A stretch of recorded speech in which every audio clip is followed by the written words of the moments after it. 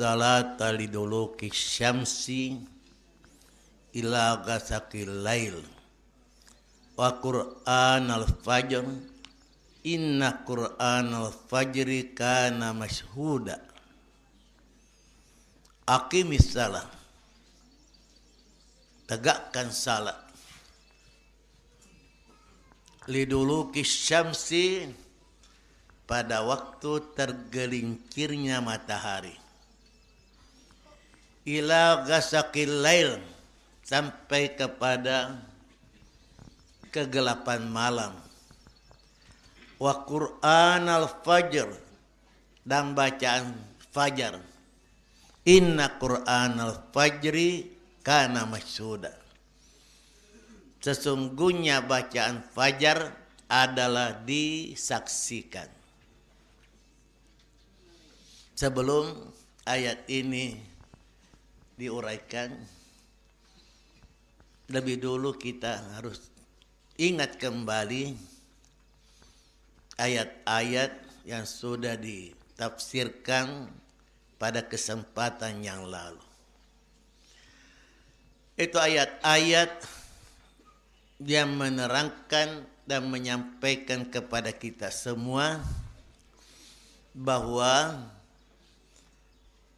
musyrik Makkah mengadakan pendekatan kepada Nabi kita sallallahu alaihi wasallam setelah melakukan tindakan keras dan kekejaman, serangan dari berbagai penjuru.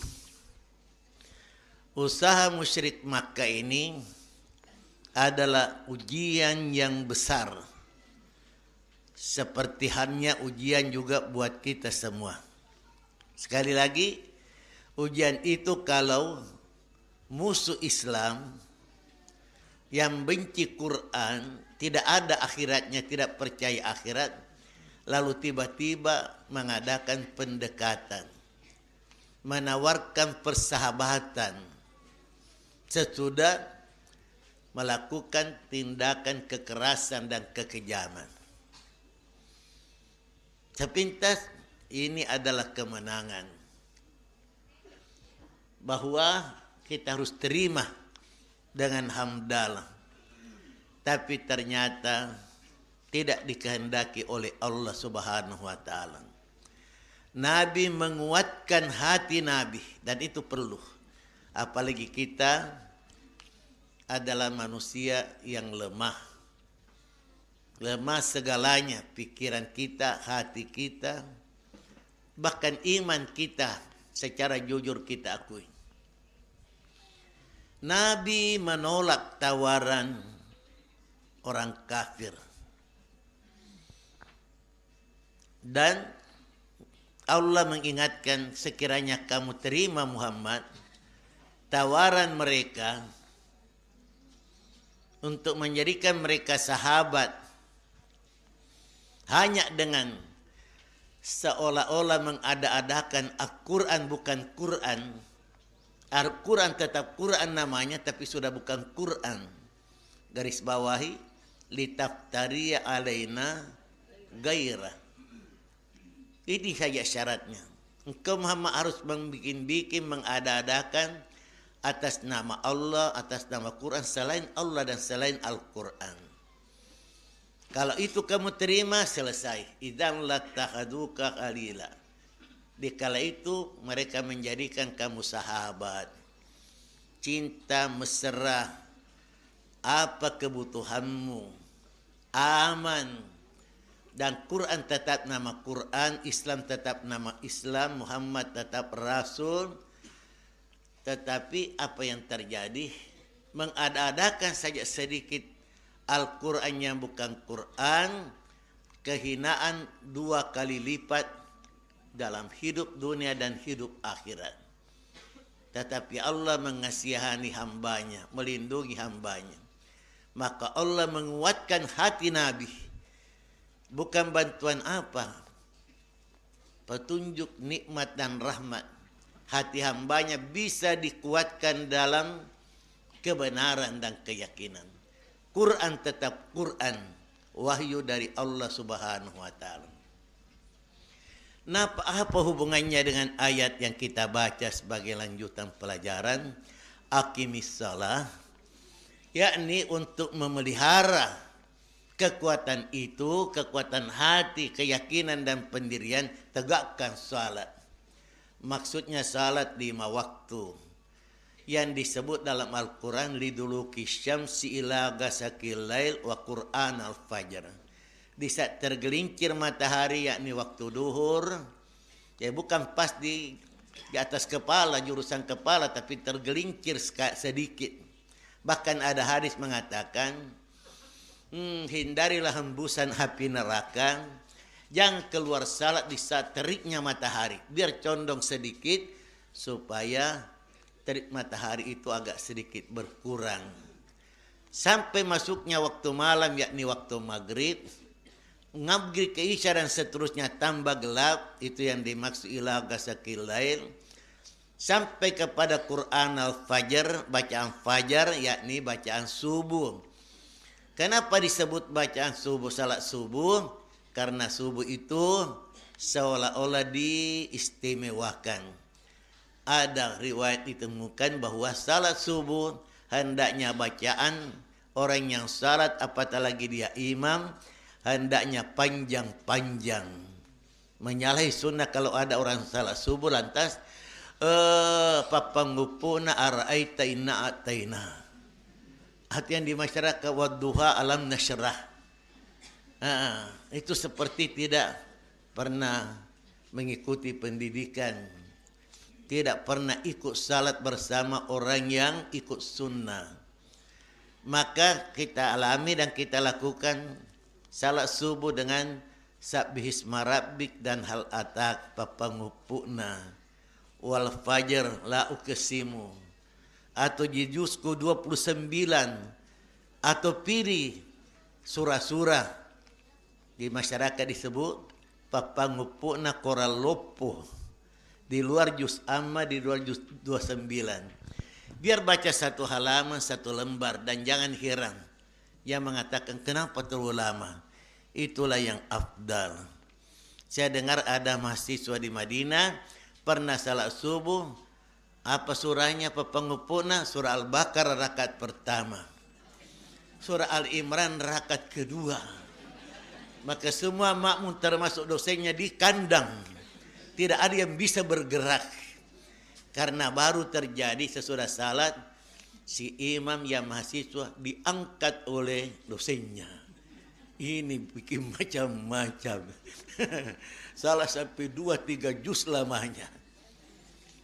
Tentu saja di hatinya kalau tidak mau terus terang, hati mahasiswa mengatakan, ikomoto pak guru kah. Baru rasa, terimalah ini. Dan memang betul baik bacanya. Ini dijamin kebenarannya karena sesamanya mahasiswa dari sana juga yang menyampaikan adanya peristiwa itu. Ini termasuk wa Qur'an al-fajr. Selain itu ada pendapat mengatakan di waktu subuh itu dihadiri oleh malaikat. Malaikat malam dan malaikat siang, maka disebutlah Qur'an al-fajr. Istimewanya. Bahkan salat subuh itu waktu aplosannya security piket malam serta terima di waktu subuh dengan piket siang. Dan ada mengatakan bahwa aku suka kalau yang jaga malam melapor bagaimana hambaku karena datang di salat subuh. Yang salat asar juga ditanya begitu, datang di tadi. Jadi semua dalam keadaan, dalam posisi tegakkan salat, dan itu yang baik. Wallahu alam. Ini yang kita temukan tentang penjelasan wa Qur'an al-fajr. Tapi kalau terlambat kesampaian subuh tetap itu baca malam na pede nakatuluk kota we. Mana misalnya sunnahmu ajak nama sampai sunnah nasabah perlu mau lagi nama ngata luput. Jadi itulah waktu salat. Dengan lewat salat insya Allah mengamalkan ista'inu bis sabri wassalah sekaligus memelihara hati supaya tetap kuat, tetap dan bersih dari segala gangguan. Dan itu penting untuk menghadapi tipu daya syaitan, tipu daya orang kafir dan orang-orang munafik. Hendaknya kita sadari kita hidup di tengah-tengah tipu daya. Penipu di kiri kanan. Anu elo imani disapa dek, kau penipu cukup. Akhirnya satu seketika kata Nabi, Islam tinggal nama, tinggal bacaan tetapi tidak ada isinya lagi. Bagaimana tadi dengan tipu daya orang kafir itu? Mau menjadikan Nabi sebagai sahabat, segala serangan kecaman dihentikan, batuan mengalir. Tapi Tuhan mengatakan tidak. Tolak tawaran mereka Muhammad dengan cara yang sebaik-baiknya. Wa minal laili fatahajjad bihi nafilatan lak. Dan sebagian waktu malam bertahajudlah kamu sebagai tambahan bagi kamu. Sesudah salat 5 waktu, salat malam, yakni tahajud. Bertahajudlah kamu. Artinya bangun tidur, utamanya lewat tengah malam untuk menegakkan salat. Yang kita sering dengar, tatajafa junubuhum anil madaji, terangkat rusuknya dari tempat tidur untuk bangun berdoa kepada Allah Subhanahu wa taala. Itulah salat tahajud. Baik di luar Ramadan maupun di dalam bulan Ramadan. Asa ayyab nafilatal lak, sebagai tambahan bagi kamu. Selain sudah salat fardu, ini salat tambahan. Tapi sunnah namanya. Nabi kita SAW pernah bertanya, ayus salah afdal ba'dal maktubah? Manakah salat yang lebih afdal sesudah salat yang diwajibkan? Nabi menjawab, salatul lail. Qiyamul lail itu salat yang paling afdal sesudah salat 5 waktu.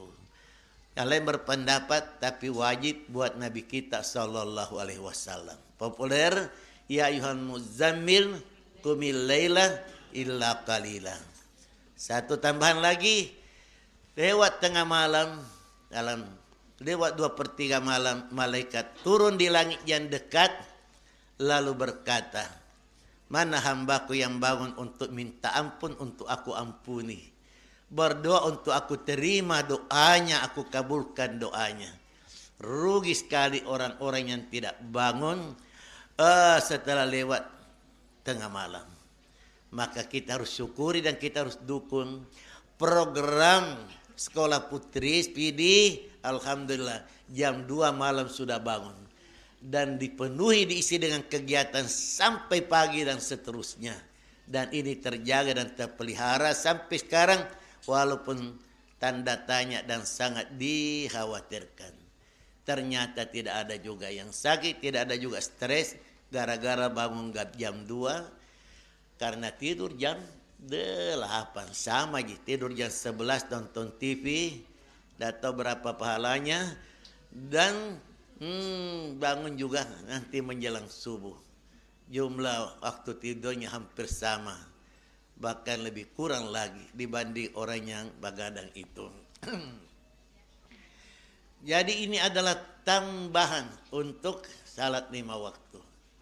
Bahkan bisa saja kekurangan-kekurangan salat 5 waktu ditutupi dengan salat sunnah.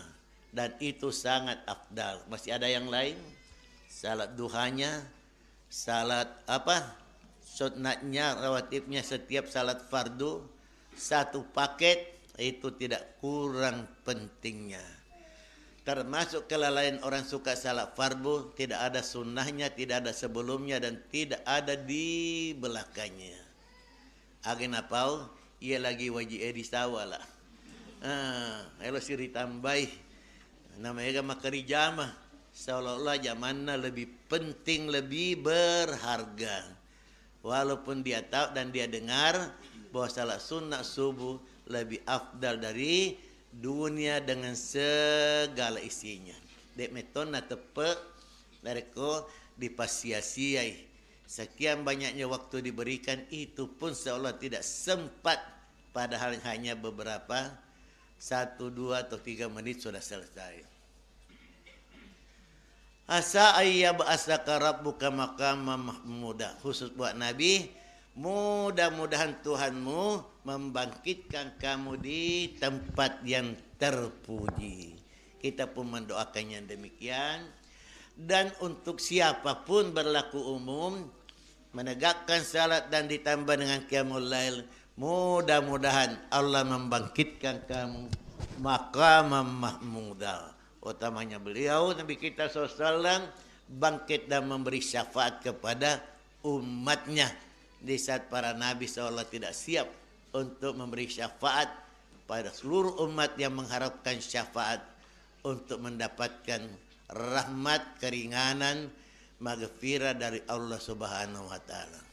Berikut, wa qur rabbi adkhilni mudkhala sidq wa akhrijni mukhraja sidqin waj'alni min ladunka sultanan nasira. Wa qul, dan katakan Muhammad, Rabbi wahai Tuhanku, adkhilni mudkhala sidqin, masukkan aku di tempat masuk kebenaran, wa akhrijni mukhraja sidq, dan keluarkan aku di tempat keluar kebenaran. Ada yang mengartikan bahwa tetap bertalian dengan salat. Masukkan aku dalam salat dalam kebenaran, dan keluarkan aku dalam salat dengan kebenaran. Tidak mustahil kita masuki salat dengan gangguan syaitan, dengan kelalaian, dengan ria, pikiran, jiwa yang bertentangan dengan ridhanya Allah Subhanahu wa taala. Dan ini bersifat umum, memasuki satu tempat, Rabbi adkhilni mudkhala sidq wa akhrijni mukhraja sidq. Kalau masuk dengan kebenaran, keluar juga dengan kebenaran. Jangan keluar dengan cara berdosa dan durhaka, merasa ujub dan takbur, atau mencela dan menghina, mengutuk satu dengan yang lain. Berlindung diri dah dari keadaannya seperti itu. Berdoalah selalu, Rabbi adkhilni mudkhala sidqin wa akhrijni mukhraja sidq. Tidak mustahil masuk di rumah sendiri, rumah pribadi sendiri, atau di mana dikala kita bertamu, atau di kantor-kantor dan sebagainya dan sebagainya. Karena tidak ada jaminan untuk mendapatkan berkah kita masuk dimanapun kecuali dengan kebenaran, yakni sesuai dengan petunjuk Allah Subhanahu wa taala. Satu lagi doanya, waj'alni min ladunka sultanan nasira. Jadikan untukku ya Tuhan dari sisimu pemberian langsung daripadamu, kekuatan dan kekuasaan yang menolong. Jadi kita lemah, tidak bisa berbuat banyak tanpa kekuatan, tanpa kekuasaan.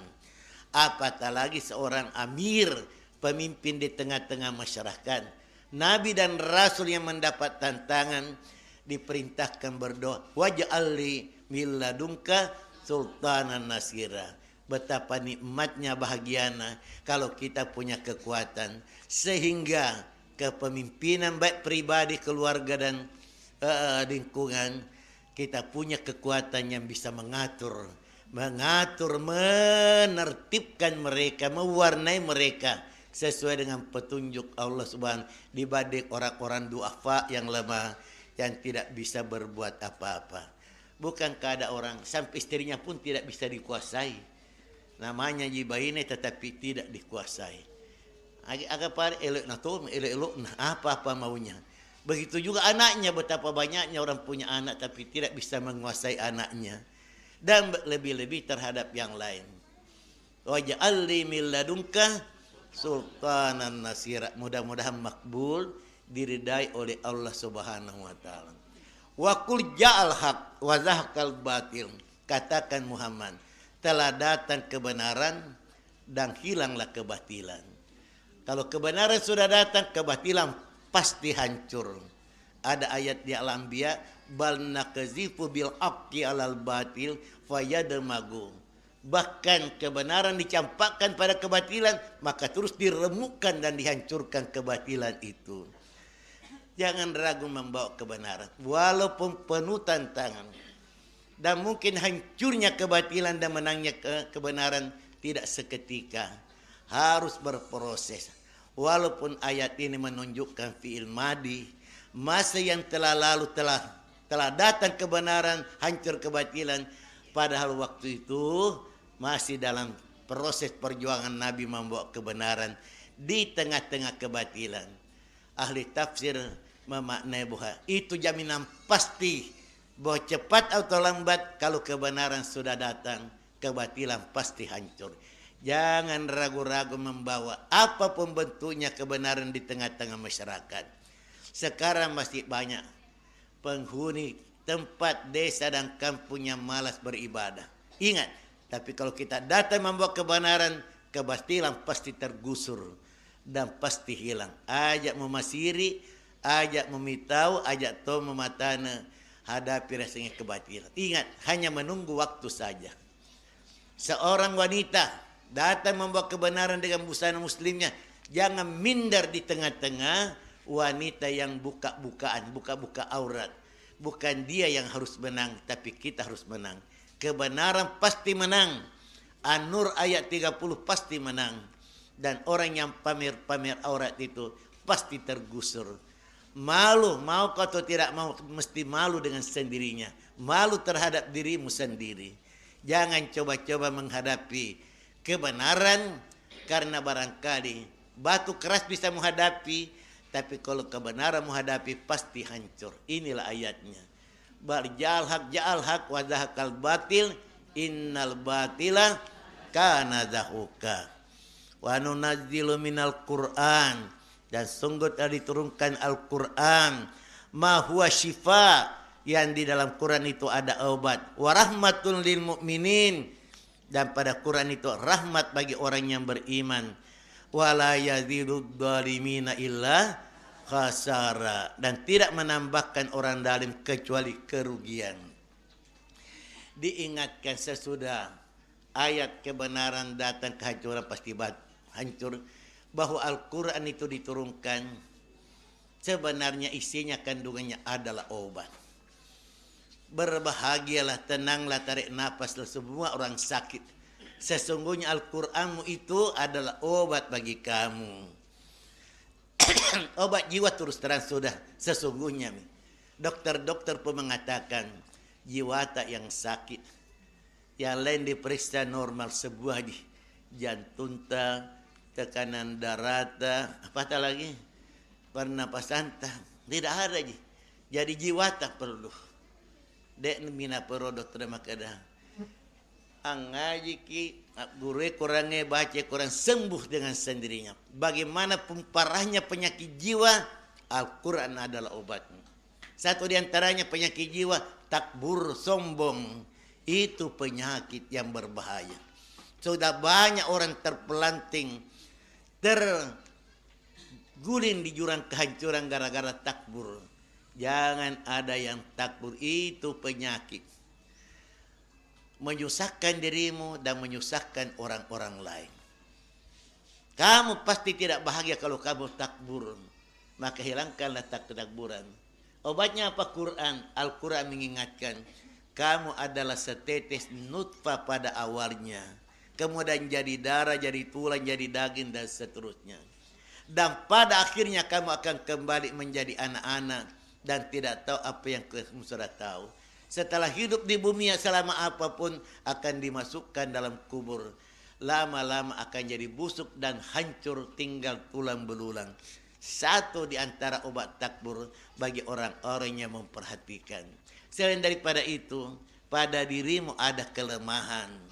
Tidak semua yang kamu inginkan bisa mencapai karena kamu masa berkuasa, tetapi selalu gagal. Karena ini dan ini yang kamu inginkan ternyata tidak bisa kamu kuasai. Al-Quran adalah obat. Bahkan lebih dari itu, ada orang mengatakan penyakit apapun, penyakit fisik pun bisa diobati. Betulkah itu? Akhirnya ada orang menulis Al-Quran di piring, kemudian diolesi dengan air, lalu diminum. Tapi ternyata tambah sakit perut. Nah, karena rupanya salah apa? salah resep. Ya, atau kelebihan apa? Hasil, dosis dan sebagainya. Ikutilah petunjuk.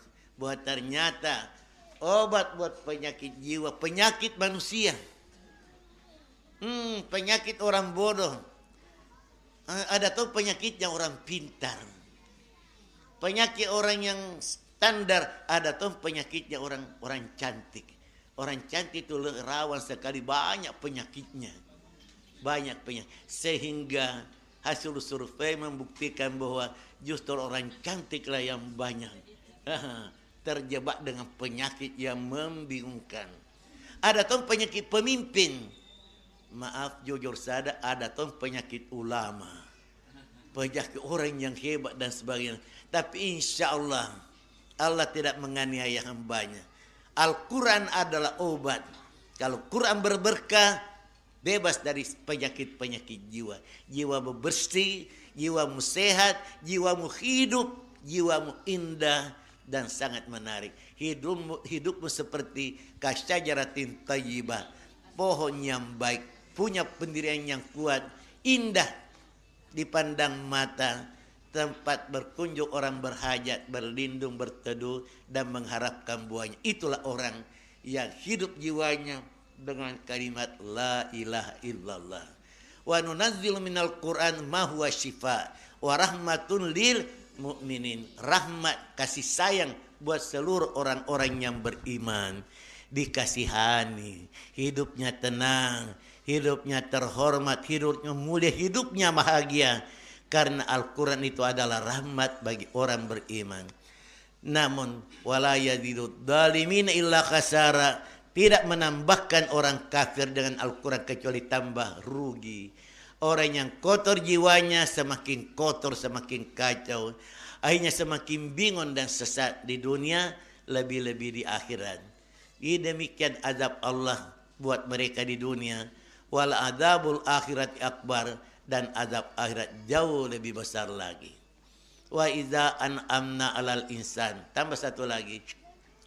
Apabila kami beri nikmat kepada manusia, a'rada, ia berpaling. Apa judulnya? Bahaya nikmat. Selama ini yang kita tahu, keistimewaannya nikmat, berkahnya nikmat, kemuliaannya nikmat. Sebutlah nikmat rezeki, ditambah nikmat-nikmatnya, nikmat harta, nikmat uang. Ternyata Al-Quran yang menyorot semua keadaan seluruh alam dan tahu keadaan semua manusia. Al-Quran menjelaskan kalau kami kata Allah memberi nikmat kepada manusia, termasuk memberi harta, dia berpaling. Jujurlah, kapan rezekimu bertambah? Allah berfirman, a'rada, dia berpaling. Berpaling dari sesamanya manusia, berpaling kepada Allah dan Rasulnya dan dari agama, sedikit atau banyak. Bahkan ada orang berpaling 100% dari Allah dan Rasulnya dan orang-orang yang berjasa kepadanya. Karena pengaruh harta. Kejam itu harta. Harta itu kejam. Harta itu api neraka sebenarnya. Tetapi sangat dicintai oleh manusia dengan cinta yang berlebihan. Mana ayatnya? Bartuhibbunal ajila kalla bartuhibbunal malahubban jamma. Bahkan kamu mencintai harta dengan cinta yang berlebihan. Cinta yang berlebihan. Taldiwa mempujina warang parange, dek na musipatin ro, dek na nama deco yang remo, dek na mondro di bolai na sabak kali mupujina riasenge warang parang. Jadi inilah mengingatkan, peringatan buat kita semua. Karena kita jujur, siapapun kita, suka harta, suka emas dan perak, suka batu apa? Batu aki. Di televisi ditemukan batu aki yang berenang sampai 25 ton. Kalau kita tahu dan dekat-dekat barangkali tanpa izin pun kita datang berkerumun ke sana. Seperti orang yang pernah dibawa bana karena ditemukan di sana emas luar biasa. Orang Sulsel datang ke sana, meninggalkan rumahnya, keluarganya, istri dan anaknya dan sebagainya. Bahkan ada yang mati di sana karena harta. Bahayanya apa? Kalau kami kasih harta, dia berpaling. Anak laki-laki aslinya kalau tidak berpaling. Bersyukurlah kalau kalian merasa, kita semua merasa saya tidak berubah dengan tambahan nikmat. Saya tidak berubah, tawaduku, kasih sayangku, ibadahku tidak berubah. Karena ini, saya dengan kamu tidak berubah. Kemarin, dulu dan sekarang dan sebagainya dan sebagainya. Banyak orang di waktu sederhananya apa adanya, Senin Kamisnya dan sebagainya, dikala hidup sederhana. Rukun mesra bersama istri, setelah rumah tangganya berubah, hidup mewah, hidup berkecukupan, uangnya tidak bisa dihitung lagi. Sebagian di kantong, sebagian di laci, sebagian tidur-tidur di bandar, sebagainya. Justru bermasalah dengan istrinya. Akhirnya dan pada akhirnya pecah dan hancur. Terjadi perceraian gara-gara harta. Gara-gara pengaruh harta. Bagaimana yang lain? Termasuklah ibadah yang tidak khusyuk karena terlalu banyak dipikir. Mereka tuh mengeso cengke, mengeso coklat dan sebagainya. Mas sampainya nenek na pajayan masih gini ngeran sudah berapa liter, bagaimana suka dia kering atau belum, dan lain-lain sebagainya. Inilah pengaruhnya. A'rada wana abi jambi dan janibi, dan berpaling dari rusuknya. Wa idza massahu syarru kana ya'usa. Sebaliknya, kalau ditimpa kejahatan, ditimpa kesusahan, terus jangan menjadi orang putus asa. Sedikit saya kena musibah, jadi putus asa. Bagaimana bisa mengembalikan itu semua? Bagaimana kita bisa bangkit lagi? Bagaimana bisa kaya kembali dan sebagainya? Tidak ada harapannya karena tidak ada imannya, takwanya kepada Allah Subhanahu wa taala. Tahukah kita, orang yang putus asa adalah orang kafir. Putus asa itu membawa kepada kekafiran. Jadi stres sudah mendekati kekafiran. Makanya kurang-kurangi sedikit perhatianmu, kecintamu kepada harta. Kurang-kurang itu cicilanmu, kurang-kurang itu arisanmu, kurang-kurang itu pinjam-pinjamanmu. Kurangi apa lagi? Kunjunganmu ke mall-mall, ke Alfa. Dek, doa nasi lau di mall. Sing lau tu di Alfa. Tidak lah, sapna sapari milasa alina. Jadi tidak ada apa-apa. Seperti itu kan, bahwa tidak ada ya Pak, mau ke masjid, belum waktu sih mau ke masjid. Sudah di masjid, masih di mana? Masih di masjid. Luar biasa. Insya Allah. Orang pesantren khususnya dan seluruh simpatisan pesantren akan seperti itu kalau kita diberkati oleh Allah Subhanahu wa taala. Doa kita makbul. Ramadannya akan datang ini betul-betul membawa berkah, maghfirah, rahmat dari Allah Subhanahu wa taala. Bapak Ibu sekalian, Ramadan semakin dekat. 2 pekan lagi. Saya ingatkan sekali lagi hadis Nabi. Ragi ma'ampun, apabila namaku disebut kata Nabi lantas tidak bersalawat kepadaku. Apabila mendapati kedua orang tuanya lantas dia tidak masuk surga.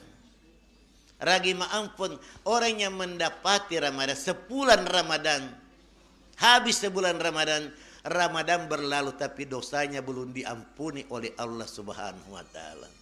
Bersiaplah betul-betul bertobat, memohon maghfirah Allah Subhanahu wa taala. Ingat, Ramadan hanya sebulan.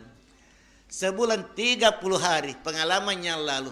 Sebulan ke sebulan yang berikut dan seterusnya berlalu tidak terasa. Akan seperti itu juga Ramadan. 1 Ramadan kita berhitung, 5 Ramadan, 10 Ramadan. Akhirnya kita sudah berada di akhir-akhir Ramadan. Belum jelas apa amal yang kita lakukan. Sejauh mana kita bertobat, sejauh mana kita mohon petunjuk kepada Allah Subhanahu wa taala. Hindarilah dosa dan perbuatan sia-sia di bulan Ramadan. Maksimalkan berbuat baik agar Ramadan yang penuh berkah betul-betul memberi berkah kepada kita semua dan mengampuni seluruh dosa, dan pintu surga terbuka betul-betul kita masuk di dalam surganya Allah Subhanahu wa taala. Assalamualaikum warahmatullahi wabarakatuh.